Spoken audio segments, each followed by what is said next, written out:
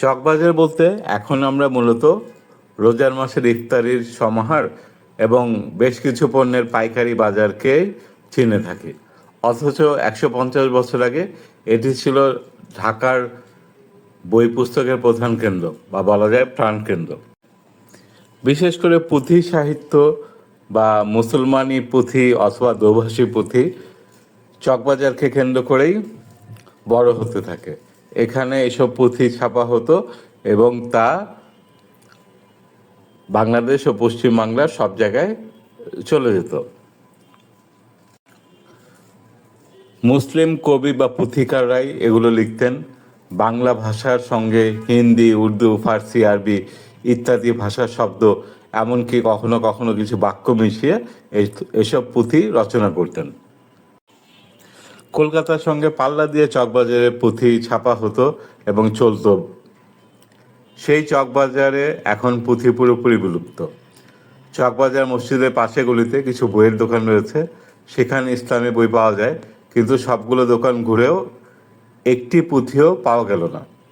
কয়েকজন আবার মনে করলেন আমি হয়তো পুঁতির মালা খুঁজছি, তাই পুঁতির মালা কোথায় বা পুঁথি কোথায় পাওয়া যাবে সেই দোকান দেখিয়ে দিলেন।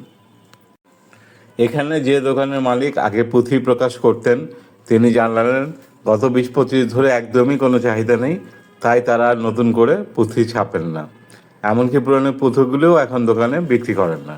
একজন বললেন বাংলা বাজারে একটি দোকান আছে, সেখানে হয়তো পাওয়া যেতে পারে।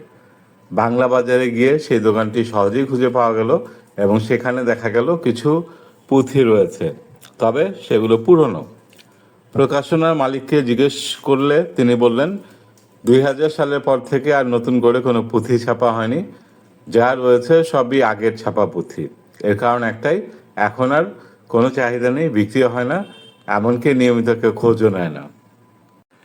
বাংলাদেশে পুঁথির ইতিহাস বেশ প্রাচীন। ছাপাখানার আসার আগে হাতে লিখেই পুঁথি প্রস্তুত করা হতো। তখন এমন কিছু মানুষ ছিলেন যাদের কাজে ছিল এই পুঁথিগুলো কপি করা বা নকল করা। সেটাও পুরোপুরি হাতে লিখে করতে হতো এবং স্বাভাবিকভাবেই তাদের হাতের লেখা অনেক সুন্দর ছিল। এসব কপি করা পুঁথি খুব সাধারণ মানুষ কিন্তু তা নয়, তবে অনেক শৌখিন মানুষ এগুলো সংগ্রহ করতেন।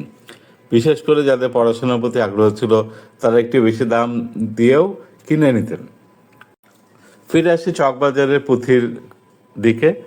চকবাজারের পুঁথির বাজার একসময় বেশ আলোড়ন সৃষ্টি করেছিল, এটা বোঝা যায়, কিন্তু এখন তা পুরোপুরি হারিয়ে গেছে দেখে অনেক খারাপ লাগলো।